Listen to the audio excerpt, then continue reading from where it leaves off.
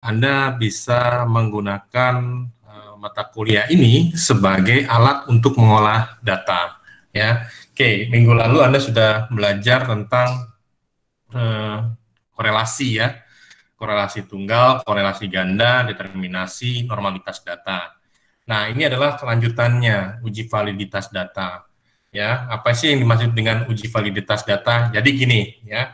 Kita lihat di gambar ini, ya, di gambar ini ya, kelihatan ya gambarnya, gambar apa sih namanya? Orang kalau mau mana atau sasaran target ya, kita lihat seperti ini. Ini yang gambar pertama adalah unreliable dan unvalid, artinya tidak reliable dan tidak valid. Ya, kita lihat perbedaannya ya. Ini unreliable and unvalid ya. Gambarnya seperti ini ya. Kita lihat gambar satu kiri paling atas. Dan yang kedua adalah unreliable but valid. Ya, kita lihat bedanya ya. Yang ketiga reliable but not valid. Ya, kita lihat nanti saya jelaskan masing-masing ya. Terus yang keempat keduanya both reliable and valid ya. Nah, terus terus apa perbedaannya kita lihat seperti ini. Unreliable itu artinya tidak konsisten. Unvalid itu artinya tidak sah, tidak valid. Ya, kita lihat ya gambaran datanya. Kita lihat dan kita bandingkan gambar ini ya, yang sebelah kiri atas dengan yang nomor 2 ini, sebelah kanan atas. Ya, sama-sama unreliable. Ya, sama-sama unreliable. Ya, kita lihat di sini. Ya, tapi yang membedakan yang kiri atas unvalid, yang gambar 1, yang kedua valid. Nah, Anda sudah belajar namanya data distribusi normal. Nah, katakan distribusi normal itu apa sih? Ya, kita lihat di sini. Ya, di sini gambar ini ya, dibagi 4 kan? 1 ya, dibagi 4 ya. 1 ya, 2, 3, 4 ya. Jadi apa ada garis tengah yang membelah lingkaran ini. Ya. Nah, artinya kalau misalnya dia unreliable itu artinya tidak konsisten. Atau bicaranya kalau reliable itu konsisten data. Ini akan dibahas ke kuliah berikutnya, kuliah 7. Ya. Kalau valid itu artinya dia sah atau valid. Artinya apa? Di dalam statistik artinya data itu menyebar normal. Ya, kalau Anda sudah dapat kuliah distribusi normalitas, kuliah ketiga kalau tidak salah, ya data itu menyebar normal. Ya lihat, ya kita lihat di sini. Ya, dari pembagian garis ini apa lingkaran ini dibagi dua, dibelah-belah gitu ya. Kita lihat datanya. Di kuadran 1 ada nggak datanya? Ada. Kuadran 2 ada. Kuadran 3 ada, kuadran 4 ada. Artinya data di setiap kuadran ini ada. Artinya apa? Data itu menyebar normal di seluruh data. Ya. Beda dengan ini. Ya, kalau kita lihat hanya ada di kuadran 1 dan 2. Ya. Nah, kita lihat yang ketiga. Hanya ada di kuadran 1, di kuadran 2. Oke. Nah, kalau yang di gambar 4 dia menyebar di kuadran semua kuadran. Nah, artinya unvalid itu artinya datanya itu bertumpuk ya, tidak menyebar normal. Maka disebut dengan tidak valid. Ya. Nah, terus kalau reliable apa? Kalau reliable itu artinya konsisten. Ya, kita lihat di sini. Ini tidak konsisten. Karena datanya nyebar-nyebar apa namanya? Gimana? Oh, ya, kalau kita lihat unreliable itu ya datanya ya dia itu tidak konsisten. Ya, nyebar-nyebar gini. Ya, nyebar-nyebar. Ya. Nah, kalau yang ini datanya bertumpuk konsisten. Nih, yang 3. Tapi ingat dia tidak menyebar merata. Ya. Dia konsisten ya, menumpuk tapi tidak menyebar normal. Makanya disebut dengan reliable, konsisten. Di sini aja, tapi tidak valid. Nah, kalau yang ini dia valid dan reliable, ya, valid dan konsisten. Dia di situ saja. Tapi ingat menyebar normal. Ya, itu validitas secara data ya. Nah, artinya secara data kita bisa lihat yang dikatakan valid itu apa? Ya, data itu dikatakan valid jika data itu menyebar normal. Ya, gitu. Oke, sampai sini ada yang mau bertanya nggak sebelum kita masuk ke materi selanjutnya? Kita masih di cover ya, masih di judul. Ada yang mau bertanya? Tidak ada, ya. Jadi Anda harus bisa membedakan ya. Jadi hari ini kita uji validitas data. Minggu depan, Sabtu depan kita uji reliabilitas data. ya. Nah, uji reliabilitas data hubungannya seperti ini, ya. Jadi kita membahasnya pengantarnya hampir sama, cuman teknik berhitungnya yang berbeda. Nah, kita lihat masuk ke sini selanjutnya. Kenapa data harus diuji? Ya, karena data harus diuji untuk dicek validitasnya. Contohnya gini, ya. Data itu dapat dikatakan sah jika sudah menggambarkan tujuan penelitian. Ya, itu valid. Ya. Nah, contoh implementasinya seperti ini ya, validitas data. Anda pernah nyetor uang ke bank, ya kan? Nah, dikatakan valid apa? Ya, nanti Anda nyetorkan uang sekaligus slip setoran. Si teller akan menghitung uang Anda, misalnya 1 juta, dihitung sama dia. Pak, uangnya 1 juta ya kan? Nah, Anda terus menyetorkan slip setorannya, dilihat di situ, 1 juta. Berarti antara uang yang di-store dengan data yang ditulis itu sama. Habis kalau sama, si teller akan apa? Buktikan dengan stempel atau print out slip-nya. Jebret gitu ya. Data Anda valid sehingga uang Anda sudah dimasukkan ke dalam rekening tabungan. Ya, itu valid. Karena kenapa? Antara yang data yang yang distorkan, uang yang distorkan dengan slip itu sama. Gitu ya. Nah, jebret. Nah, itu sah, valid. Masuk uang Anda ke rekening tabungan. Begitu Anda lihat sudah ada. Valid dia. Ya, tapi kalau misalkan Anda setor 1 juta, Anda tulis di slip misalnya 10 juta, dia nggak akan mau dia stempel valid. Kenapa? Tidak sama. Tidak sama antara yang di store dengan yang ditulis. Gitu ya. Sehingga tidak mau dia kasih data tidak mau dia kasih stempel valid atau sah. Ya, paling dia bilang ini, Pak, tanda tangan dulu atau Bapak ganti slip dulu. Gitu ya. Atau kalaupun mau tetap slip itu Bapak coret terus tanda tangan di situ. Gitu ya. Kenapa? Karena harus sama antara uang yang di store dengan slip yang dicetak. Gitu ya. Nah, sehingga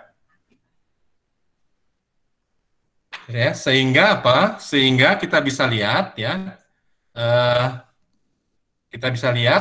bahwa validitas itu jadinya ada konsistensi antara uang yang di-store dengan slip setoran. Itu validitas. Ya. Contoh lain apa? Contoh lain misalnya Anda pernah melihat timbangan. Ya, Anda sering meragukan timbangan kan? Nggak valid nih datanya. Nggak valid di timbangannya. Sehingga apa? Harus ada pembandingnya. Ya kan? Nah, pembandingnya gimana? Di tera biasanya. Di tera, ya, ternyata selisihnya misalkan satu on. Ya, sama penera. Kan ada ya kalau kita di SPBU atau di pom bensin, ya, itu setiap bulan minimal 1 kali dia di tera. Kenapa? Untuk mencocokkan bensin yang keluar, ya, dengan yang tercatat di meter itu sama enggak? Ya, makanya pom bensin itu setiap bulan di tera dia. Nah, tera itu adalah menyatakan validitas. Makanya habis setelah di tera sama bagian penera itu disegel, gitu ya. Sehingga sama antara yang dikeluarkan, bensin yang dikeluarkan dengan meterannya, ya, itu sama. Nah, itu ya contoh implementasi validitas data. Nah, terus apa lagi? Ya, contohnya jika Anda sudah menikah, ya, itu dikatakan sah jika apa? Jika Anda sudah ijab kabul dan ada saksi yang menyatakan Anda sah. Ya, tapi nanti jangan sampai sah valid gitu ya. Jangan gitu ya. Secara statistik sudah sah, Pak, sudah valid. Kenapa? Ada saksi, ada penghulu, ya, dikatakan valid. Ya, samalah seperti itu. Ya, jadi sah itu berarti sudah ada validitas, sudah teruji. Ya, sudah teruji, ada validitas, ada pembandingnya gitu. Ya, makanya dikatakan valid. Nah, cuman kalau validitas data, kita lihat di sini ya, kalau validitas data bicaranya adalah uji validitas, nilai validitas, nilai korelasi, ya. Jadi validitas itu adalah nilai korelasi. Nah, Anda sudah belajar kuliah ke-4 dan ke-5 untuk korelasi. Tapi yang kita gunakan untuk validitas hanya kuliah ke-4. Apa itu? Korelasi tunggal. Ya. Karena kita bukan mau menghitung nanti korelasi model ya. Jadi bedakan antara korelasi model dengan korelasi data. Bedakan ya.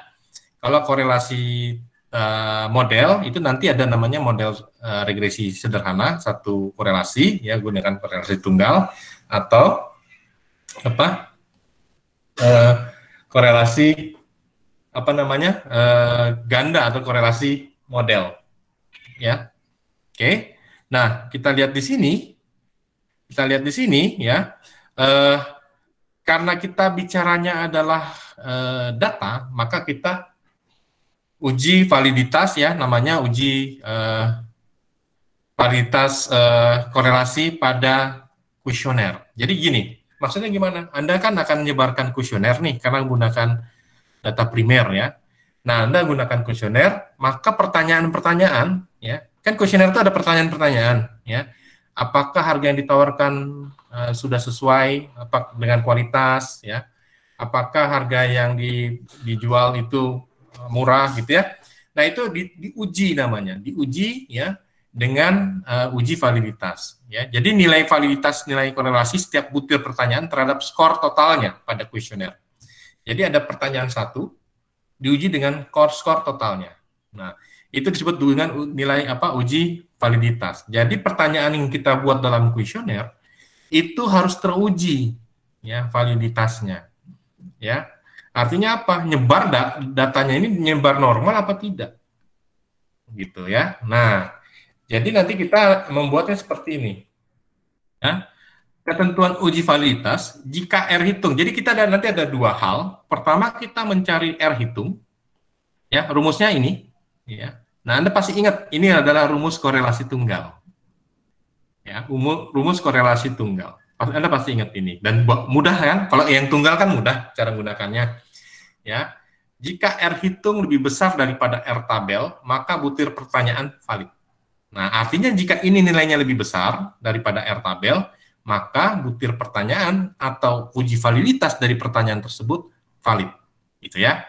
Nah, jika R hitung kurang daripada R tabel, nah jika ini nilai R ini lebih kecil daripada R tabel, maka butir pertanyaan tidak valid. Oke, R hitung Anda cari dengan rumus ini. Ingat, Anda cara menggunakan rumus korelasi tunggal sudah diajarkan ya. Karena ini kuliahnya kan dia selalu nyambung ya. Kalau Anda sudah tidak paham pada satu mata kuliah, nanti repot ya. Jadi Anda harus baca kembali. Oke, ya jadi kita lihat di sini nilai korelasi tunggal. Nilai korelasi tunggal ya kita lihat ya di sini ya. Anda harus paham ya. Nah, Anda harus menghitung. Cara menghitungnya bagaimana? Ya dengan tabel. Ya, dengan tabel. Nanti dibandingkan dengan R tabelnya. Gitu. Nah, R tabel itu apa sih? R tabel itu ini. R tabel. Nah, untuk mencari R tabel Anda bisa cari di Google dengan cara search di Google. Ya, search di Google. Gitu ya. Nah, search di Google gimana caranya aja? R tabel. Nanti akan Anda dapat seperti ini. Ya, nih. Ini adalah R tabel. Ya bentuknya macam-macam, ya. Ada yang tabel R untuk DF ya, 1 sampai 50. DF itu artinya jumlah N-nya nih. Ya, ada yang 1 sampai 200 dan seterusnya, ya. Tapi kalau begitu Anda download R tabel muncul seperti ini dan ada tulisan untuk uji satu arah, untuk uji dua arah. Nah, maksudnya apa tuh? Ya. Ada maksudnya, ya. Uji satu arah dengan uji dua arah ada maksudnya. Jadi gini, kalau misalnya ya kita bicara umur, ya semakin tua, apakah semakin produktif? Ada yang bisa jawab nggak? Apakah umur, ya? Semakin tua tidak semakin produktif. Kenapa? Karena ada batasan hal-hal yang bisa dilakukan oleh orang yang sudah berumur. Betul, jawabannya itu. Nah, pertanyaan kedua, apakah semakin muda semakin produktif? Coba. Ada lagi, tadi siapa yang jawab? Saya Pak, tadi Kevin Pak. Ya, Kevin gimana? Kalau semakin muda bagaimana? Apakah semakin produktif? Tergantung dari skill yang dimiliki Pak. Tidak juga. Kenapa? Karena bicara semakin muda berarti umur 5 tahun, 10 tahun gitu ya. Oh, ya? Oh iya. Oke ya, 1 tahun baru lahir itu semakin muda. Kan bicaranya semakin muda dan semakin tua. Nah, artinya apa? Berarti di situ ada dua arah. Ya, ada dua arah. Ya, jadi kita tidak bisa menggunakan tabel satu arah, gitu ya. Jadi kalau kita ada dua arah, artinya kita tidak bisa menjamin semakin muda semakin baik, makin produktif, makin tua makin produktif, tidak bisa menjamin itu. Kenapa tadi? Bisa jadi semakin muda masih semakin anak-anak, semakin tua semakin jompo, ya kan? Nah, sehingga kita menggunakan tabel uji dua arah, ya, gitu, ya. Tapi kalau misalkan tingkat pendidikan, apakah semakin tinggi tingkat pendidikan berarti pengetahuannya semakin baik?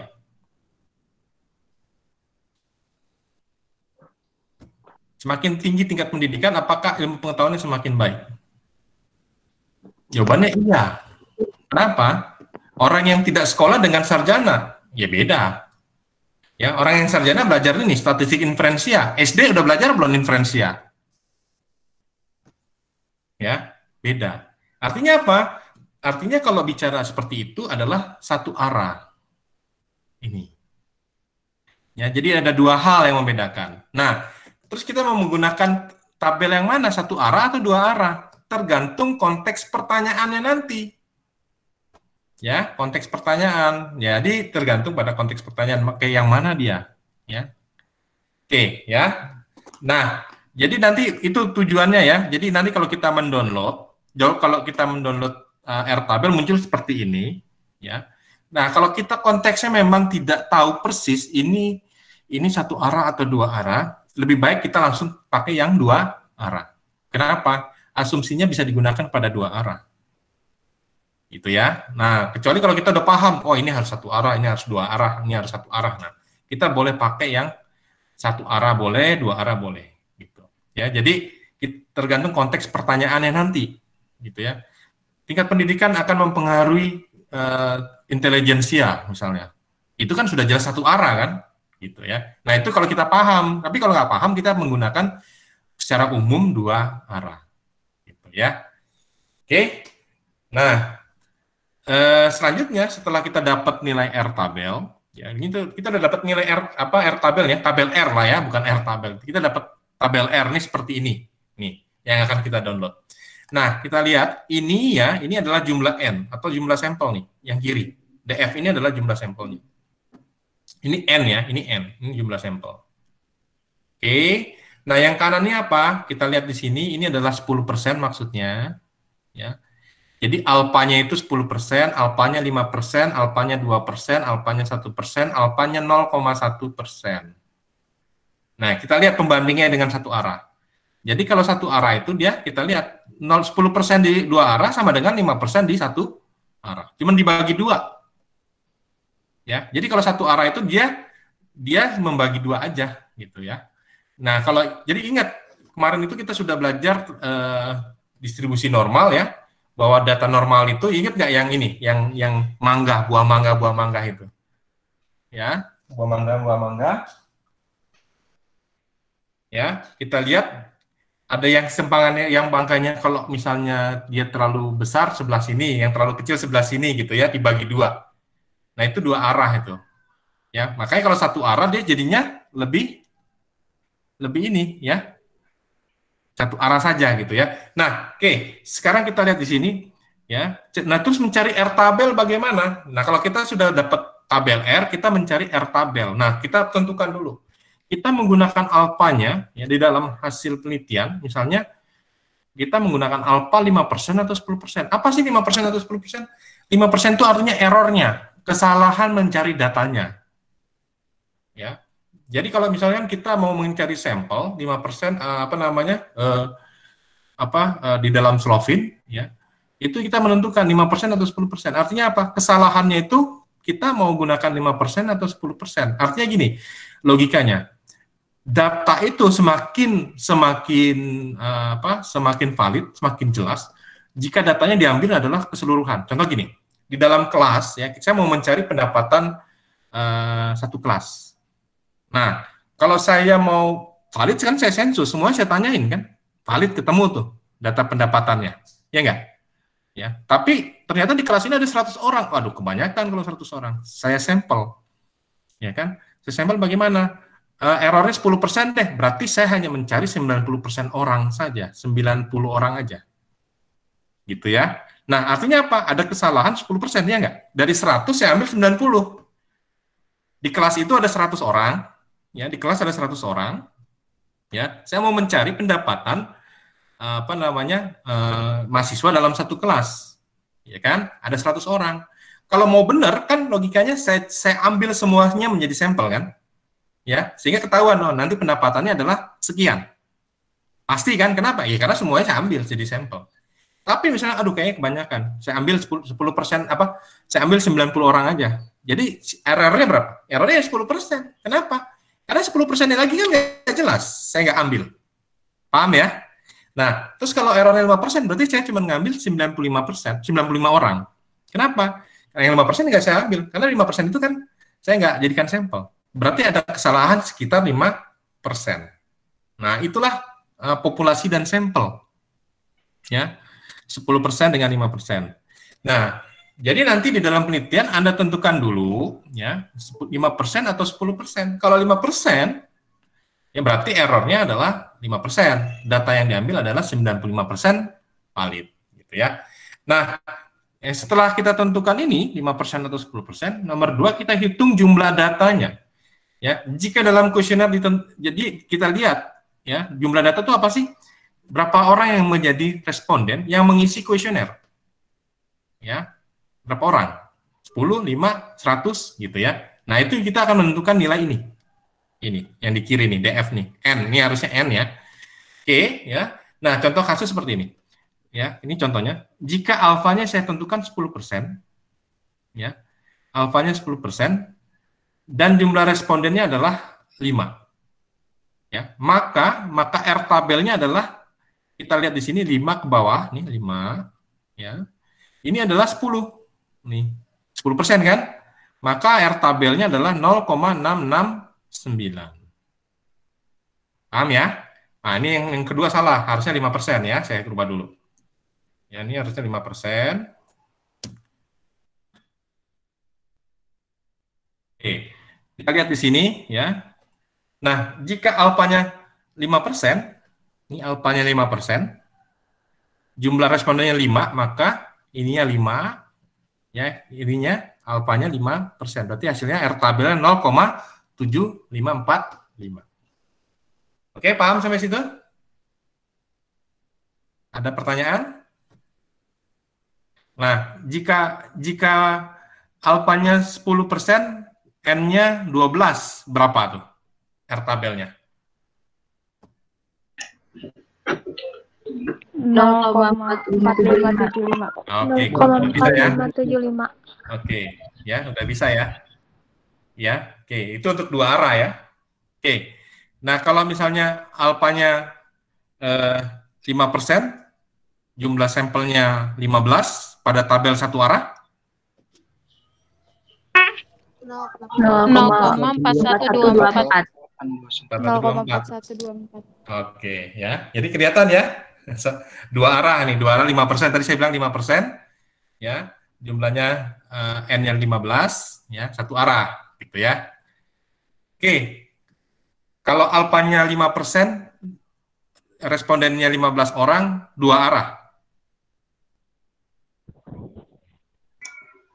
0,5324. 15 orang. 0,4821, Pak. Oke, good. Nah, ya, bisa ya? Jadi udah bisa ya cara menentukannya. Oke, sip.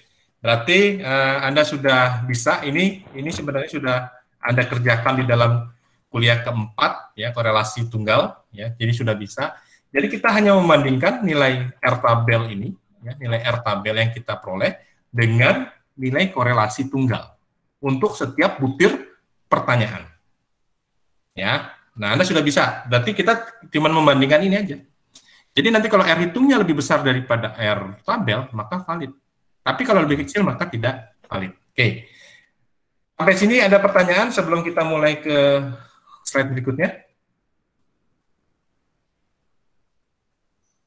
Pak, Tidak ada? untuk menentukan, mau bertanya ya, Pak? Ya, ya. Untuk menentukan R tabelnya itu kita sendiri apa bagaimana, Pak? Oh, tidak. R tabel itu kan sudah ada. Tinggal ini kita tentukan. Kalau n itu sudah pasti tidak bisa diganggu ya, n. Ya enggak? Nah, Iya, Pak. alfanya itu ditentukan oleh kita. Kita mau datanya itu bisa dipercaya 90% atau 95%. Ya, kalau datanya mau dipercaya 90% berarti alfanya 10%. Gitu. Nah, nanti menentukan R tabel ya tergantung pada ini, yang ini nih, yang kiri ini. Ya. Tidak bisa kita tentukan sendiri, tapi berdasarkan ini. Nah, pertanyaannya adalah satu arah atau dua arah.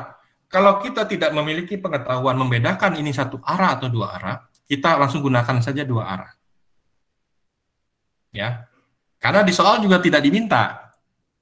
Ya, jadi logikanya kalau soal tidak meminta, ya kita gunakan saja dua arah. Kecuali kayak tadi saya minta, ya, saya minta untuk satu arah. Nah, Anda harus menentukan satu arah. Gitu. Cukup jelas? Ya, Pak. Jelas, Oke. Pak. Terima kasih, Ya, Pak. ada lagi pertanyaan? Oke, tidak ada. Oke, kita langsung ke slide berikutnya. Ini contoh soal. Ya, Pak, bentar dong, Pak. ya, mangga. Yang dua arah tuh coba tolong diulang dong, Pak. Maksudnya Yang untuk dua atas itu mana maksudnya? dua arah. Oh, ini. Signifikansi uji satu arah, dua arah ini. Oh. Ya, Pak. Ya. Baik, terima kasih, Pak. Iya. Ya. Jadi gitu aja. Kalau di soal diminta misalnya, tentukan dengan satu arah, Anda harus menggunakan yang atas. Ya. Kalau tidak disebutkan apa namanya signifikansinya satu arah atau dua arah, Anda gunakan saja dua arah. Dua arah itu artinya lebih umum sebenarnya. Lebih umum, bisa ke kiri, bisa ke kanan gitu ya.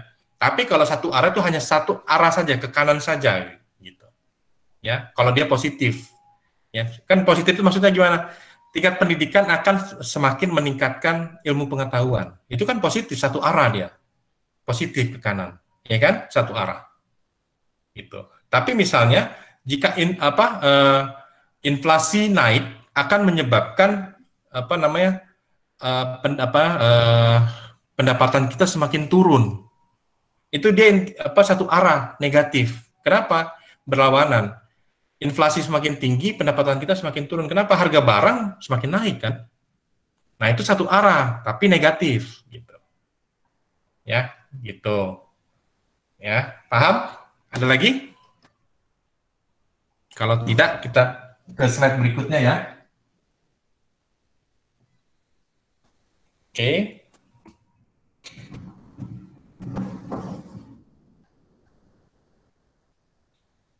Oke. Sekarang kita lihat ya, contoh soal. Ya. Terdapat 3 pertanyaan dari jawaban 5 responden. Nah, yang disajikan pada tabel berikut. Kita lihat di sini. Ini adalah jumlah responden. Ya, maksudnya apa? Ini adalah jumlah N. Ya, jumlah N, jumlah responden. Ini X1, X2, X3 adalah pertanyaan ini nih. Ya, pertanyaan. Jadi kalau kita membuat kuesioner kan gini, ya. X1. Ya, jadi si responden menjawab pertanyaan ya. Nah, skornya 1 sampai 5. Ya. Skornya 1 sampai 5. Kita lihat di sini ya. Apakah produk yang dipasarkan memiliki kualitas yang baik? Ya. Kita lihat di sini. Ini dijawab sama dia 3. Responden pertama jawab skornya adalah 3. Ya. Oke, terus kita lihat di sini. Ya, responden 2 menjawab 3. Ya, ini untuk pertanyaan X1 ya. Apakah produk yang dipasarkan memiliki kualitas yang baik? Ya. Oke. Nah, itu jawabannya 3. Nah, responden 4 itu menjawabnya 4. 4 itu artinya setuju. Ya, responden 4 menjawab pertanyaan X1 itu 3. Dan seterusnya 3. Gitu ya. Nah, berarti kita harus menguji pertanyaan X1 ini. Valid atau tidak. Dari seluruh responden. Ya. Nah, berarti gimana? Berarti kita harus menguji 3 pertanyaan. Kita harus menguji 3 validitas di situ. Ya. Oke. Ya, kita harus menguji 3 validitas di situ untuk 3 pertanyaan. Ya, nanti kan kita akan buat kuesioner seperti ini kan, ya. Oke. Terus selanjutnya, ya. Sebentar ya, saya permisi sebentar. Kayaknya ada yang jatuh.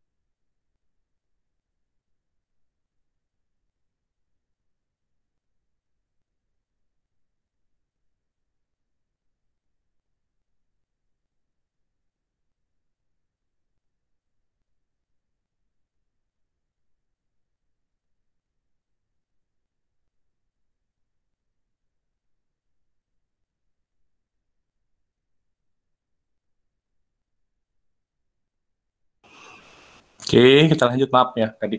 Oke ya, jadi kita punya kuesioner seperti ini nanti. Ya, punya kuesioner. Ini adalah jawaban ya. Ini yang 3, 3, 4, 3, 3. Ini adalah jawaban dari masing-masing pertanyaan oleh masing-masing responden. Ya. Ya, ini adalah jawaban dari masing-masing responden. Untuk pertanyaan X1, X1 apa pertanyaannya ini? Apakah produk yang dipasarkan memiliki kualitas yang baik?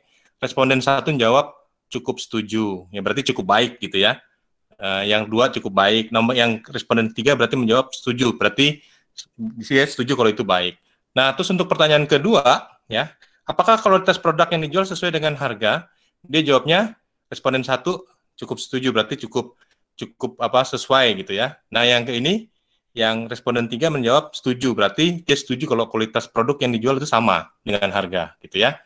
Nah, begitu juga yang ketiga. Pertanyaan ketiga, ya. Apakah produk yang dijual memiliki desain yang sesuai dengan selera konsumen? Ya, modelnya sesuai gitu. Ya, jadi ada pertanyaan ketiga yang dijawab, ya. Responden 1 jawab setuju, ya. Responden 3 dan 4 menjawab cukup setuju, dan responden 5 menjawab sangat setuju. Nah, inilah jawaban-jawaban yang akan diuji validitasnya nih. Ini yang akan diuji validitasnya. Gitu. Ya. Oke. Nah, jadi nanti Anda harus menyusun kuesioner tuh seperti ini. Oke, contoh soal ini ada yang mau tanya nggak? Tidak ada.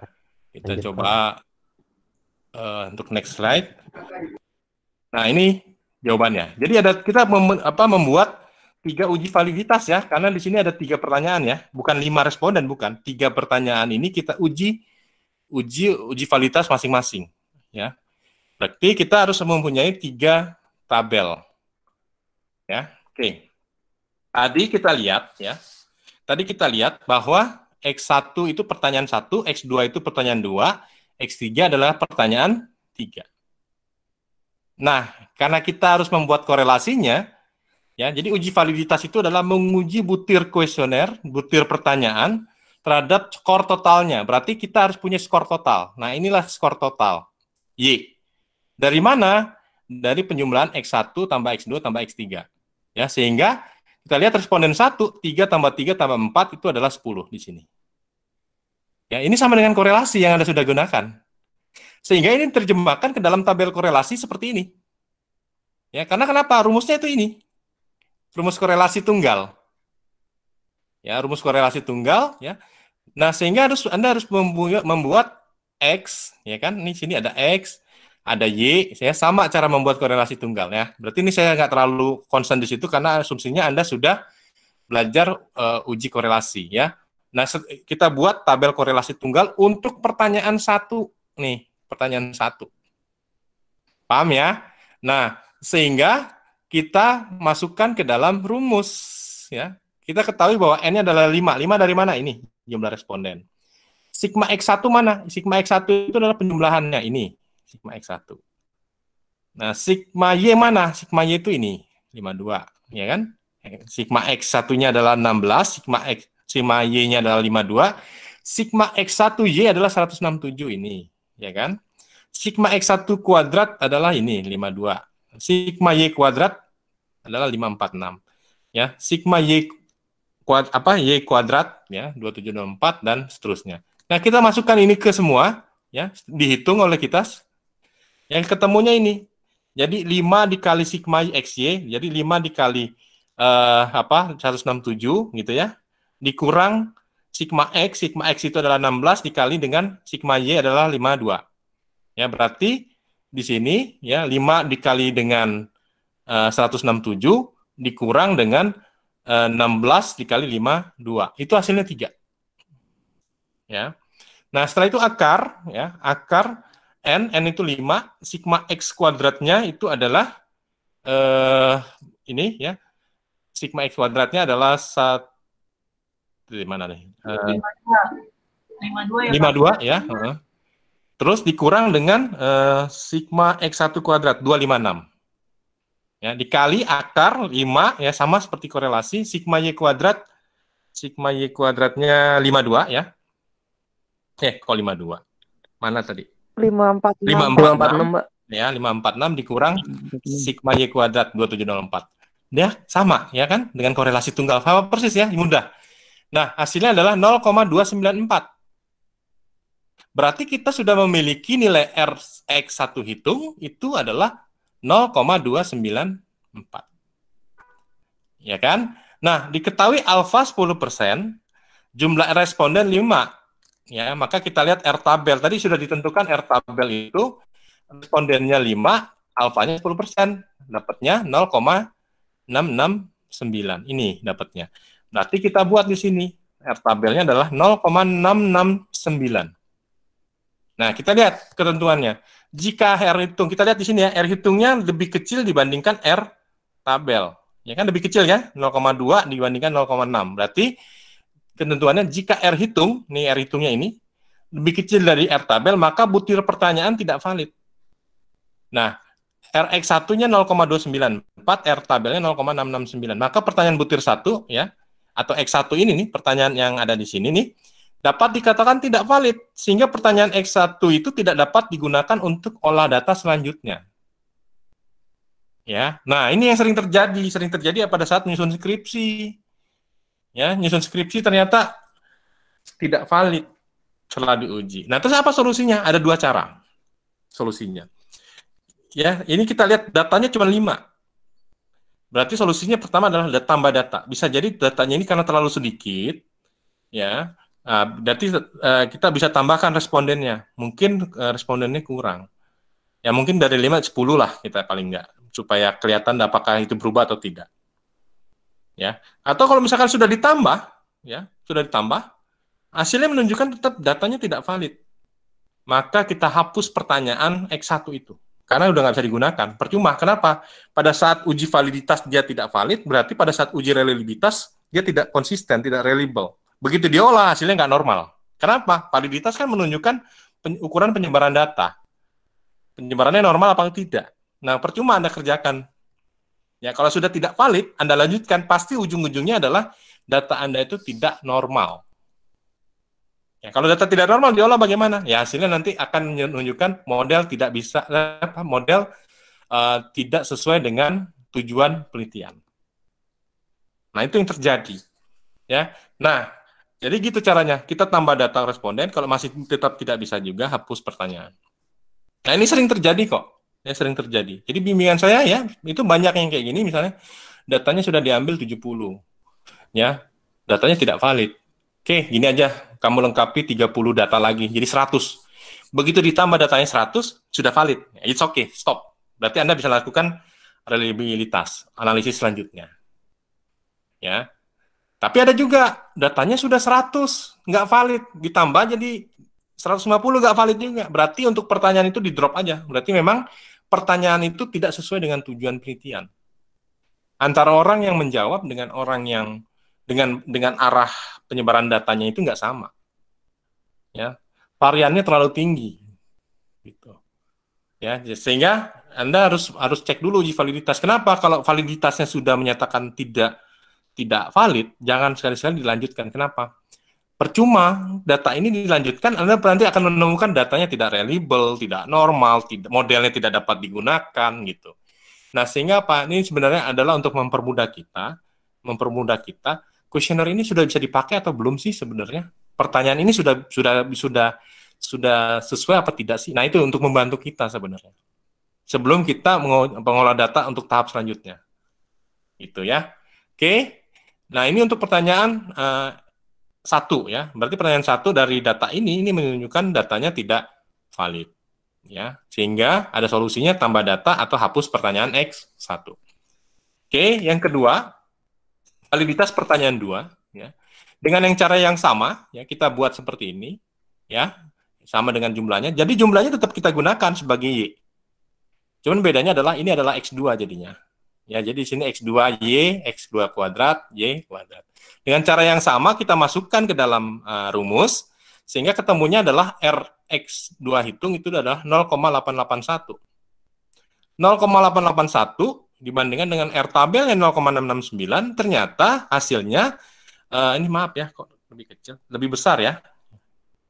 Ini adalah lebih besar.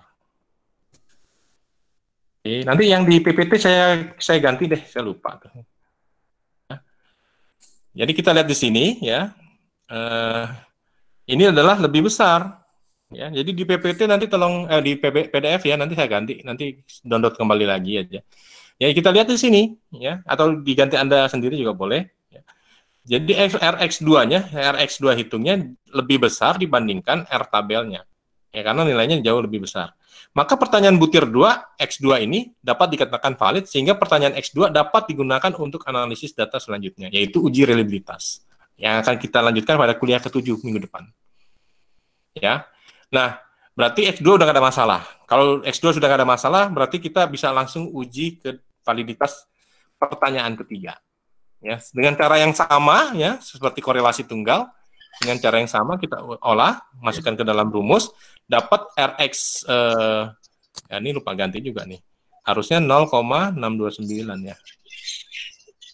0,629. Ya. Ininya udah benar belum? Oke. Ya, kita lihat di sini ya. Kita lihat 0,629 ya, Rx3-nya. Ternyata apa? Masih Rx3 hitungnya masih lebih kecil.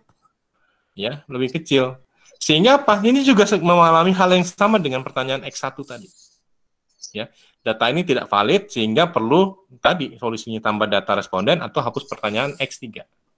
Gitu. Nah, itu yang terjadi. Dan sering kita seperti ini kok, ya. Sering sekali.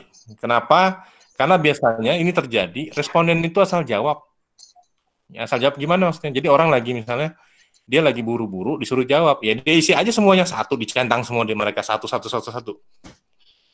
Ya, sehingga dia nggak mau baca pertanyaan. Nah, itu sering terjadi itu.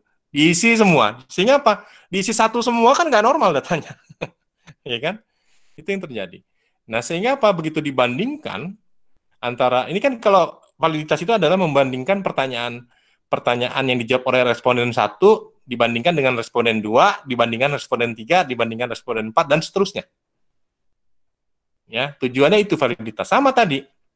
Ya, Anda setor uang ke bank dibandingkan antara uang yang di-store dengan slip setoran. Itu sama. Ya, tera, ya, menera apa tadi? Bensin yang keluar dari meteran, dari apa namanya? Pom bensin itu, mesin bensin. Ya, itu ditera. Ditera gimana? Dibandingkan antara bensin yang dikeluarkan dengan yang tercatat. Ya kan dia sama. Validitas juga begitu. Membandingkan antara pertanyaan 1, ya, antara bensin yang keluar dengan alat ukur 1 dengan alat ukur 2. Artinya dengan responden 1 dengan responden 2 dan seterusnya. Nah, sehingga normal apa tidak ya itu ketahuan gitu ya. Sehingga valid apa tidak nanti. Gitu ya. Nah, jadi solusinya gimana? Pastikan orang yang mengisi kuesioner itu orang yang memang tidak buru-buru, memang mau mengisi data dengan benar gitu ya. Karena banyak sekali kita terutama mahasiswa ya pada saat yang bimbingan itu saya tanya kenapa itu angkanya 1 semua. Ya sih Pak dia buru-buru. Ya iyalah orang buru-buru ditanya. Pasti sebisanya dia akan jawab. Dia bukan jawab ya, dia nggak akan lihat pertanyaannya, pasti dicentangnya angka 1 semua. Gitu. Atau angka 2 semua yang ketemunya dia lah gitu. Ya, sehingga jawaban menjadi tidak valid. Nah, itulah ketahuannya di situ. Nah, sehingga apa? Nanti pada saat mengambil data kuesioner, Anda harus pastikan orang itu menjawab pertanyaan-pertanyaan dengan benar. Gitu ya. Kita lihat orang ini buru-buru apa tidak. Terus yang kedua lagi mood apa enggak ya. Ada kadang orangnya nggak buru-buru tapi lagi nggak mood, lagi habis berantem sama pacarnya, Anda tanya. Ya kan? Diisi sama dia, dicoret-coret aja semaunya dia kan itu. Itu juga nggak benar. Ya, sehingga harus kita melihat sesuatu itu harus baik. Ini maksudnya baik gimana? Kadang-kadang kuesioner kita sudah benar, tapi responden yang menjawabnya tidak benar. Ya, jadi ingat, ya kata-kata apa ya namanya? Kalau orang bilang kalau bahasa statistik itu disebut dengan gigolo, ya, garbage in, garbage out, low output, gitu ya. Yang masuk sampah, yang keluar sampah, outputnya rendah. Bahasa statistik gitu. Ya, maaf ya. Jadi bukan itu maksudnya gigolo itu artinya garbage in yang masuk sampah, garbage out yang keluar sampah, hasil yang dihasilkan rendah, nggak bermutu. Kenapa? Ya itu tadi, harus benar. Walaupun kuesionernya benar, orang yang menjawabnya nggak benar, hasilnya akan menjadi garbage in, sampah yang masuk. Sehingga garbage out, datanya nggak normal. Gitu. Artinya apa? Low outcome, nggak bisa diolah, percuma. Dalam statistik itu kalau udah begini nggak bisa diolah selanjutnya, pasti berantakan. Gitu ya. Nah, sehingga apa? Pertama, Anda harus pastikan kuesionernya benar. Kali ini. Kalau misalnya yang kedua adalah orang yang menjawabnya benar. Kuesioner sebagus apapun, kalau orang yang menjawabnya salah, jawabannya pasti salah. Ya. Iya benar. Atau sebaliknya, Iya benar. ya, orangnya sebaik mungkin, tapi Anda nyusun kuesionernya salah, jawabannya salah. Contohnya begini. Pertanyaan nomor 1 misalnya ditanya, apakah Anda sangat puas dengan barang yang ditawarkan? Jawabannya puas misalnya. Tapi ada di pertanyaan kedua, ya kan, harga yang ditawarkan sangat mahal sehingga mengecewakan Anda. Orang akan terpengaruh dengan pertanyaan di atas. Yang pertanyaan di atas kan bicaranya sangat puas, ya kan, sangat ada kata-kata sangat, gitu ya. Tapi yang di bawah sangatnya itu adalah sangat negatif. Artinya gimana? Yang pertama, jawabannya puas itu artinya pertanyaan positif kan? Tapi yang kedua adalah pertanyaan negatif. Yang seharusnya itu dijawabnya negatif. Tapi karena dia sudah terpengaruh oleh pertanyaan di atasnya, maka diisi positif. Paham ya? Maksudnya seperti itu. Jadi banyak sekali pertanyaan yang harusnya arahnya kalau bikin kuesioner itu pertanyaan, kalau misalnya pertanyaan 1, 2, 3, 4 dan seterusnya, kalau pertanyaannya positif, harus pertanyaannya positif semua. Kenapa? Karena orang akan bingung begitu Anda selipkan pertanyaan negatif di situ. Ya. Pertanyaan pertama, apakah Anda sangat puas dengan pelayanan? Jawabannya iya.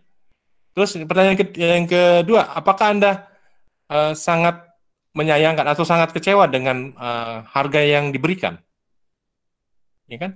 Kata-kata sangatnya itu sama, tapi maknanya yang nomor 1 positif, yang nomor 2 maknanya adalah negatif.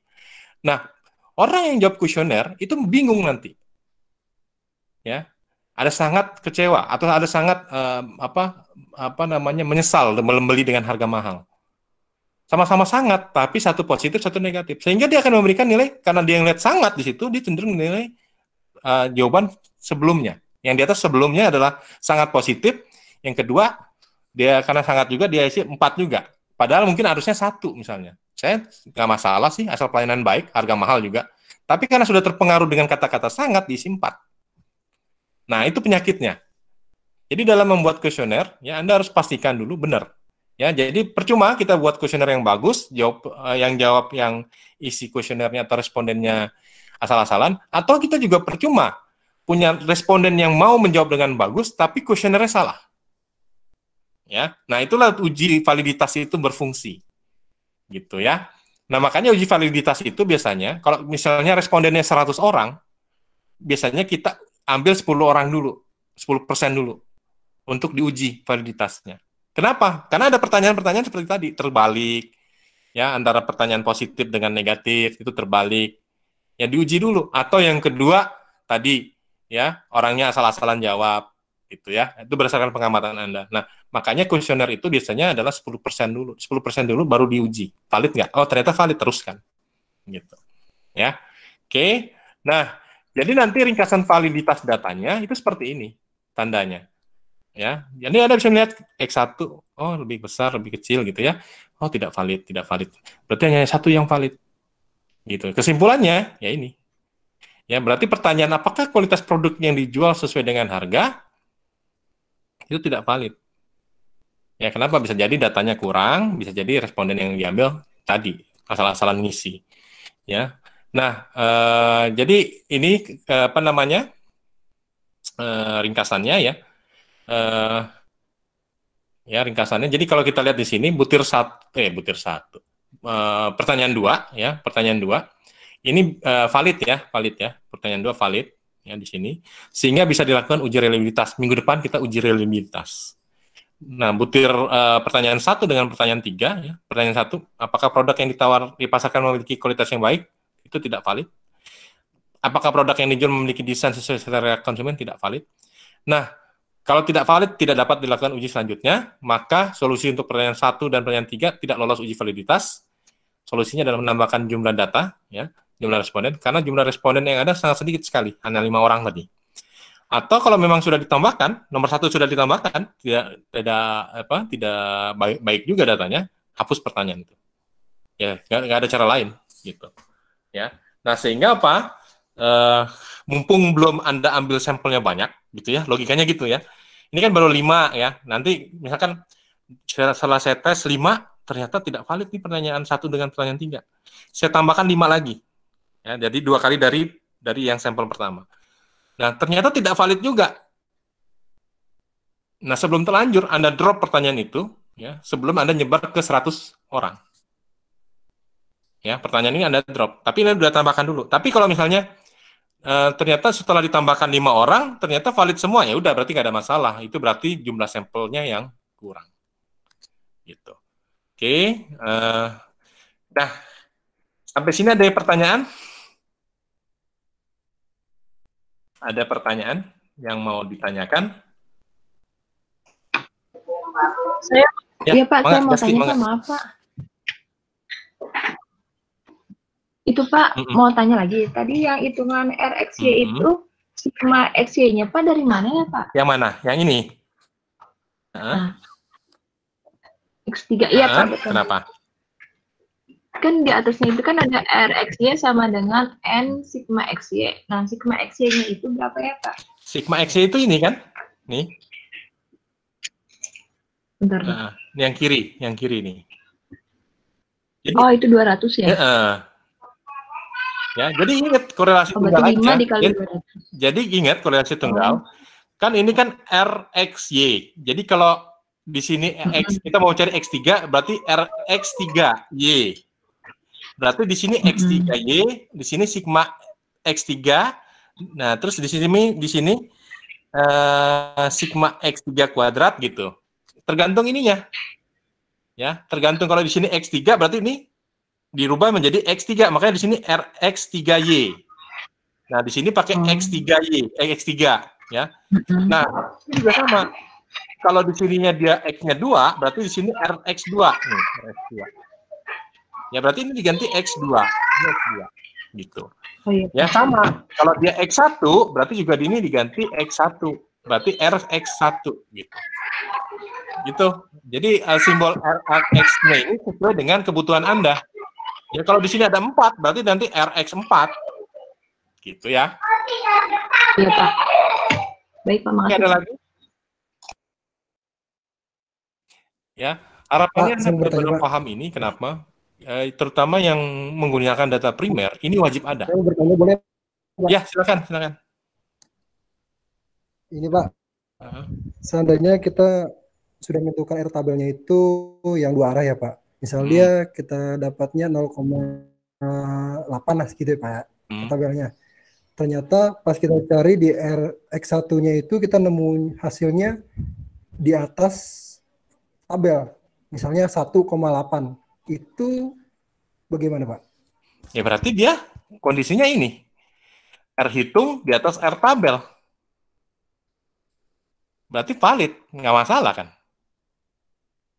Ya, kalau di atas R tabel berarti valid, nggak ada masalah. Gitu. Nggak ada Tapi masalah. apakah yang hasil Pak, apakah hasil itu bisa melebihi dari R tabel itu, Pak? Gimana? Halo? Ya. Apakah hasil yang kita cari X1, X2 atau X3 itu apabila melebihi dari R tabel, apakah bisa jadi melebihi R tabel gitu, Pak? Iya, Hasilnya. bisa. Tapi ingat, R tabel itu sekali lagi konteksnya adalah sama dengan 1 maksimal ya.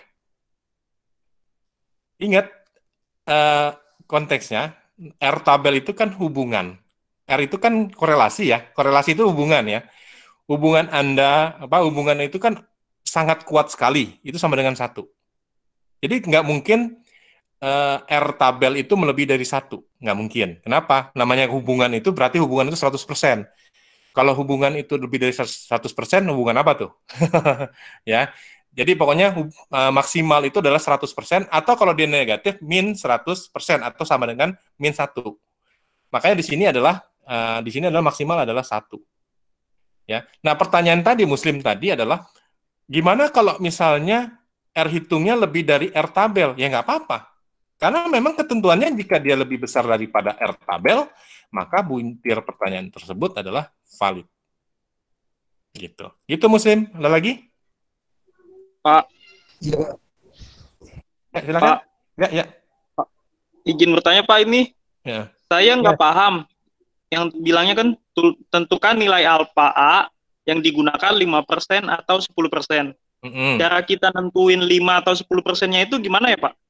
Jadi gini, tadi ya, seperti di kelas, misalnya gini. Kalau kita mau dapat sebenarnya, misalnya di kelasnya siapa tadi? Jonathan ya? Di kelasnya Jonathan ada 100 orang nih, ya. Ada 100 Ya, orang.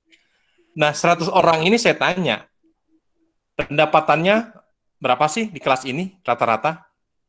Kalau 100-100 yang saya tanya, itu jawabannya udah pasti benar nggak?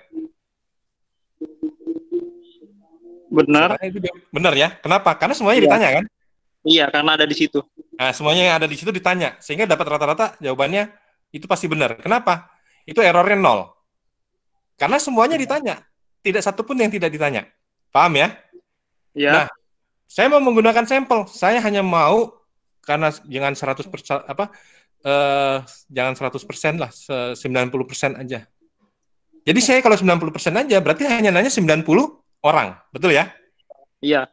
Nah, yang 10%-nya saya nggak tanya, yang 10 orangnya nggak saya tanya. Iya. Berarti yang 90% ini udah pasti benar. Tapi yang 10% salah. Kenapa? Karena yang 10% ini tidak saya tidak ada di situ dan nggak ditanya. Iya. Sehingga ada kemungkinan jawabannya salah nggak? Iya. Ada kemungkinan jawabannya salah. Ya. Ada. Berapa errornya? Ya 10 orang tadi. Karena 10 orang tadi nggak saya tanya. Nah, 10 orang tadi berarti berapa persen? 10%. Gitu ya. Nah, kalau misalnya yang di kelas tadi yang datang hanya 95 orang, yang nggak datang 5 orang. Berarti kan yang saya tanya hanya 95 orang kan? Berarti yang 5 orang nggak saya tanya. Saya tahu nggak yang pendapatan 5 orang tadi? Enggak. Oh iya, enggak tahu. Berarti ada kemungkinan error 5%. Kenapa? Yang 5 orang tadi sih nggak saya tanya. Paham ya? Gitu. Paham? Iya, paham sih, Pak. Cuma kan gini, Pak. Kayak misalnya di contoh soal ini kan, di sini kan ada 4 responden kan. Berarti ini kita makanya 10% apa 4%, Pak? Sedangkan ini kan data yang udah yang bakal kita ini kan validasikan. Ya, jadi gini. Anda mau percaya data itu 90%, 95% atau 99%. Gitu. Nah, jadi mau percayanya bagaimana? 10%? 90% atau 95%? Kalau 90% berarti errornya 10%. Kalau 90% ya. Gitu. Nah, di soal ini saya tentukan, udahlah 90% aja. Gitu ya. Di mana, Pak? Ini nih yang saya lingkarin nih. Ini. Saya tentukan alfanya 10% aja. Yang mana, Pak? Nih, di slide kiri bawah. Yang kuning-kuning yang saya benar-benarin pakai laser. Sedangkan kalau yang di contoh soal itu gimana, Pak? Mana? Contoh soal mana? Yang ini yang mau kita kerjain. Iya. Ya ini kan saya tentukan. Saya tentukan aja 10%. Ini saya tentukan 10%. Iya, Pak. Iya. Ya, nanti kalau saya tentukan 5%, Anda kerjaan 5%. Iya. Saya mau percayanya datanya misalnya 95%. Ya, berarti Anda gunakan 5%. Gitu ya. Iya, Pak. Nah, terus dalam penelitian skripsi bagaimana? Nanti dalam penelitian skripsi, Anda namanya ada teknik sampling. Teknik sampling itu sama. Pakai Slovin, Anda mau percaya berapa persen? 90%, berarti errornya, alfanya adalah 10%. Sama. Oh, iya, Pak. Ya, sama di kelas tadi saya mau menentukan pendapatan di kelas tadi berapa sih? Ya. Iya, Pak. 90% berarti 90 orang yang saya ambil. 10% ya saya nggak tahu. Berarti ada error dong. Kalau nggak saya tanya kan kemungkinan 10% Iya, error. Iya. Ya, gitu. Oke. Iya, Jelas, Jonathan? Iya, Pak. Iya, siap. Oke. Yang lain? Ada yang lain? Pak, maaf mau nanya. Ya, enggak. Kan kemarin di korelasi sederhana itu ada yang hasilnya negatif. Berarti di sini juga kemungkinan bisa negatif ya, Pak? Kemungkinan bisa negatif. Ya. Nah, tapi kalau berarti negatif sangat kan dia valid, kurang ya, dari ini kan? Kurang dari apa namanya? R-tabel. Dari R-tabel. Berarti nggak valid ya, Pak? Enggak. Pasti nggak valid. Enggak valid. Oke, makasih, Pak. Ya. Oke, ada lagi? Ada lagi? Pak, izin bertanya. Ya. Pak, kalau di contoh soal tadi kan saya sudah ngelihat ya, itu nilai X1-nya sama X2-nya sama. Otomatis kan kalau kita udah ngitung X1, sebentar. X2-nya sudah. X1 yang tadi ini dengan X2 enggak sama di contoh. Enggak. Ini Pak, apa di tugas yang ntar mau kita kerjain. Jadi saya ngeliat soalnya sih. Itu X1-nya kan sama X2-nya nilai sama. Otomatis kalau kita udah nyari nilai X1-nya, misalkan hasil tidak valid atau valid, otomatis X2-nya sudah ketemu dong Pak, kan nilainya sama. Ya, di soal tadi. Ini soal tugas. Di soal ini Pak. Iya. Tugas. X2-nya sama X1? Iya. Belum tentu sama. Kan pakai jumlah. Pak, X1 sama X2. Iya, tapi kan ada jumlah. Sama Pak itu. Iya. Jumlah aja sama, dulu. Pak. Ya, X1Y sama, X2Y sama gitu. Oh. Dicoba aja, dicoba. X3-nya beda. Ya jadi nilainya yang beda kayak X3 doang, Pak. Iya, ya tetap aja beda nanti. Ya, coba aja lah ya. Karena memang soal ini saya buat supaya Anda lihat pemahamannya dulu. Ya. Jadi nanti Anda lihat, kalau kalau sama ya nggak apa-apa. Kalau sama kan nggak ada masalah. Tapi jangan kita justifikasi. Ini kan saya ngerti ya. Memang soal itu saya buat sengaja sama. Nanti Anda harus hitung apakah bisa Anda justifikasi. Nggak usah hitung X2-nya. Karena X1-nya udah sama. Belum tentu. Hitung dulu aja. Ya. Kalau memang nanti sama, baru nanti. Berarti Anda sudah menghitung kan gitu. Ya. Tapi kan Anda belum tahu nih, sekarang benar sama atau enggak. Ini kan maksudnya. Ngerti saya. Iya, Emang sengaja saya buat gitu soalnya. Iya. Supaya nanti gimana. Oke, ada lagi? Iya. Oke, Pak. Oke, Pak. Makasih, Pak. Oke, ada lagi? Cukup? Nah, kalau cukup, Anda, ini kan saya kurangin nih jumlah respondennya, ya tadi 5, ini 4, cuman di sini ada A-nya itu ini ya. Kalau angka, jadi NIM Anda kalau angka NIM-nya, ujung NIM-nya itu 1, pakai angka 1. Kalau ujung NIM-nya 2, angka 2. Tapi kalau ujung NIM-nya 0, itu pakai angka 5 ya.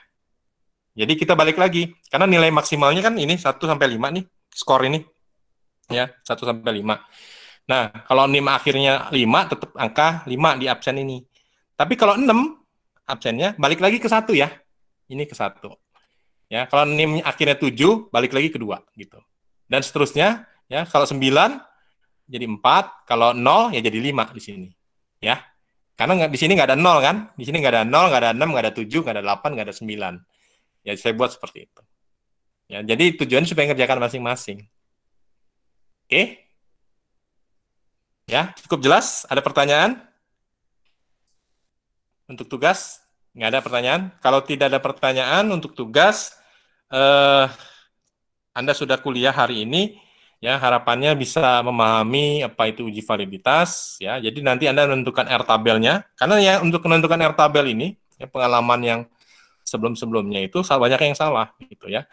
Nah, tentukan nanti cara mencari R tabel, terus validitas X1, validitas X2, validitas X3, buat ringkasan dan kesimpulan.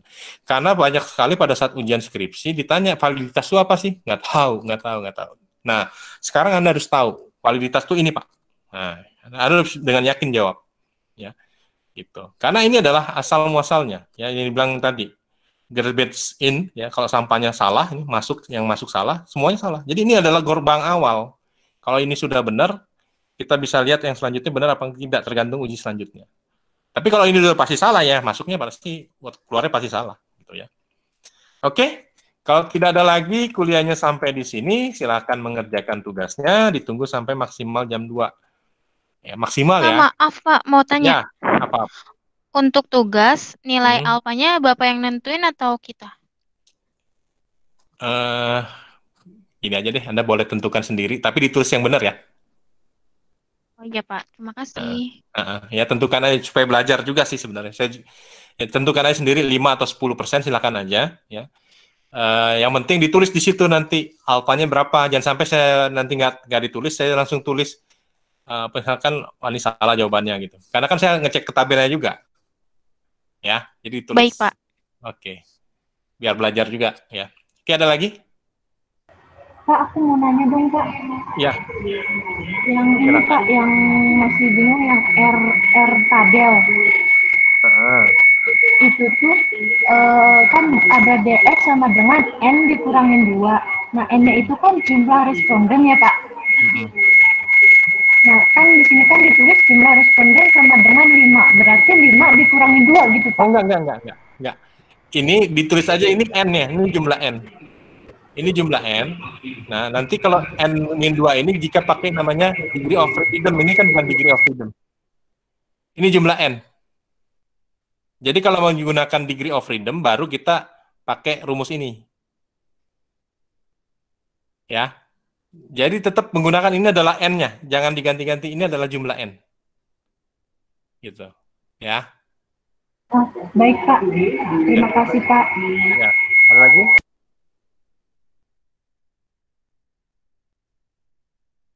Oke, kalau tidak ada kuliahnya sampai di sini ya, silakan mengerjakan tugasnya. Ya, tugasnya mudah sih sebenarnya. Kalau udah korelasi tunggal udah bisa.